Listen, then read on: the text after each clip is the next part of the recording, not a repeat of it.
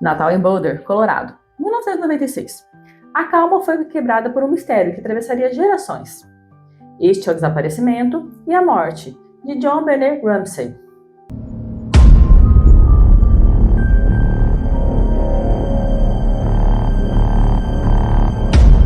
Família Ramsey. John, empresário bilionário de TI. Patsy, ex-rainha de beleza. John Benet, 6 anos, estrela de concursos infantis. A rotina natalina. Presentes, ceia tardia. Vizinhos relataram ter ouvido um grito infantil, perto da meia-noite. Melody Staton se assustou com um som vindo da casa. Brecha na segurança. Janelas da frente levemente abertas para as luzes de Natal. Porta do porão já tinha sido arrombada meses antes, por John, sem alarme. Atmosfera tensa e estranha. Vizinhos viram luzes acesas, às 0 horas. Fora do comum. 5h52 da manhã. Patsy liga ao 911 após encontrar um bilhete de resgate de 2 páginas, exigindo $118 mil. Curiosamente, valor do bônus Natal de John. Às 5h55 da manhã, os policiais chegam, sem sinais de arrombamento. As primeiras buscas foram superficiais. Uma porta do porão permaneceu trancada e não foi checada. O bilhete possuía pontuações e frases clichê, tom profissional. Especialistas desconfiaram de autoria familiar. Com relação ao estilo do bilhete, familiares e amigos caminharam pela área tocando objetos, limpando manchas de frutas. John Benet comeu abacaxi, cujas cascas apareceram na mesa. Patsy disse que não deu a fruta a ela. O detetive Ardent pediu a John que revisse a casa. Por volta das 13 horas, John e um amigo encontraram o corpo em uma sala improvisada de vinho, manchado de tinta e com marcas evidentes.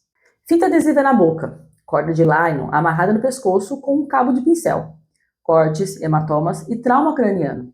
Asfixia por estrangulamento associada a trauma crânioencefálico. A autópsia indicou fratura no crânio, estrangulamento e possível abuso sexual. Apesar da ausência de sêmen, havia lesões internas, possivelmente sexual, e marcas sugerindo tentativa de limpeza com um pano. Logo nas primeiras horas, após o crime, a polícia já apontava uma direção delicada. A própria família de John Benet estava sob o olhar da polícia. A frase dita por investigadores marcou o início de uma longa e controversa investigação centrada nos Ramsey. Em 1999, um grande júri recomendou indiciar os pais por abuso infantil que resultou em morte. No entanto, o promotor Alex Hunter considerou que não havia provas suficientes para levar o caso adiante. Esta decisão alimentou ainda mais teorias e desconfianças do público. Um dos focos centrais foi o bilhete de resgate deixado na escada da casa. Muitos especialistas o classificaram como excessivamente longo e roteirizado demais. Alguns chegaram a apontar influências de filmes como Ransom, Road of People e Speed, sugerindo que quem escreveu tinha conhecimento de cultura pop e tentou simular um sequestro cinematográfico. A reviravolta veio com a ciência. Em 2003, exames revelaram vestígios de DNA masculino desconhecido na roupa da vítima. E em 2016, novas análises detectaram materiais genéticos de 2 pessoas diferentes, ambas sem relação com a família. Essa descoberta levou a promotora Mary Lacey, em 2008, a pedir desculpas publicamente aos Ramsey e a exonerá-los formalmente, indicando que a hipótese mais provável era a de um terceiro invasor não familiar. O detetive aposentado Lou Smith foi um dos principais defensores da teoria do intruso. Ele se afastou do caso por discordar do foco excessivo dos pais e, após sair da força-tarefa, elaborou um dossiê próprio. Nele, compilou diversas evidências que apontavam para uma entrada externa, uma janela quebrada no porão, pegadas na neve, marcas de sapato incompatíveis com os dos moradores e até uma mala colocada estrategicamente sobre a janela, como apoio para a fuga. Entre os suspeitos considerados ao longo dos anos estão Bill McReynolds, vizinho que se vestia de Papai Noel em festas locais. Apesar da coincidência, como a semelhança entre a quantia perdida do resgate e um presente que ele dera à menina, nunca foi encontrado nenhum vínculo concreto. Linda Hoffman Pug, ex-empregada da casa, conhecia a rotina da família, mas também foi descartada por falta de provas.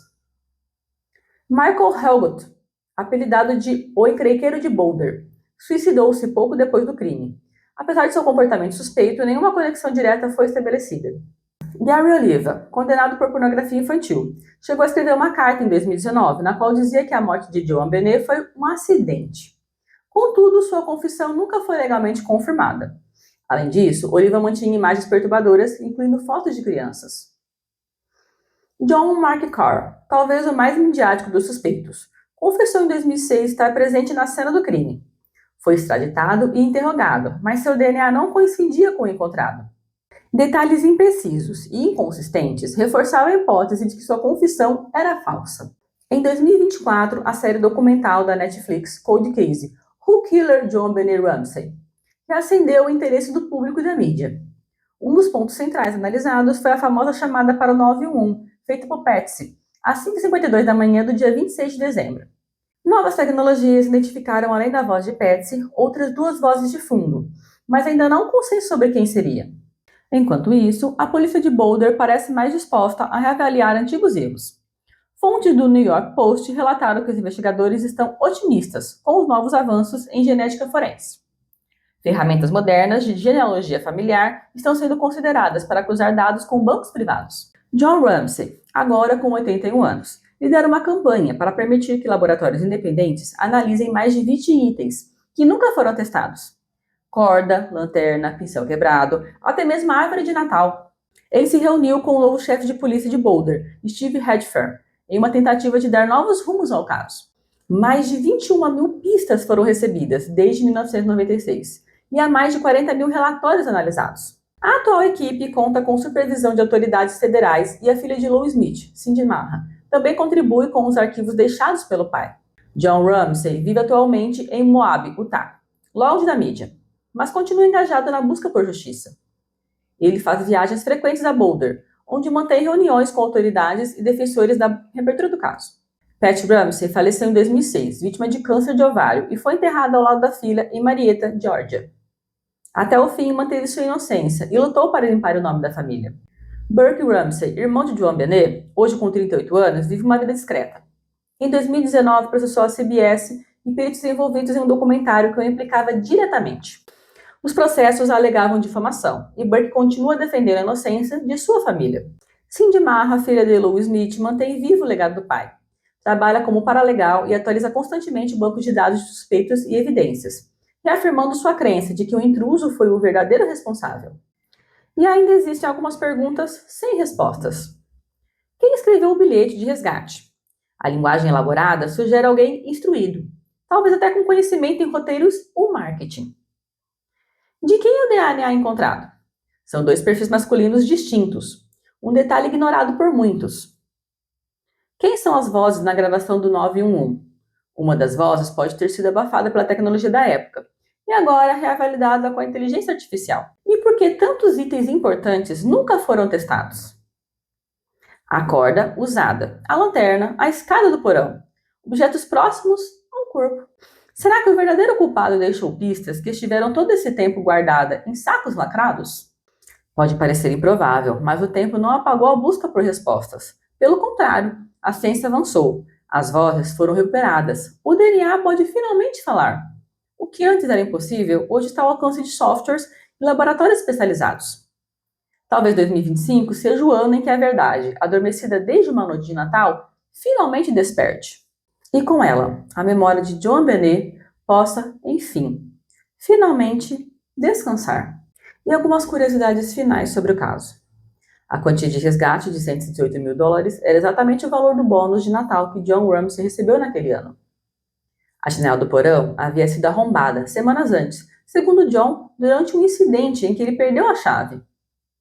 O bilhete de resgate contém referências diretas e indiretas a filmes de ações e sequestro. Muitos objetos cruciais nunca foram submetidos a análises genéticas, incluindo a lanterna, pincéis, roupas de cama e enfeites de Natal. Não esqueça de curtir, comentar, compartilhar, se inscreve aqui no canal. E até a próxima!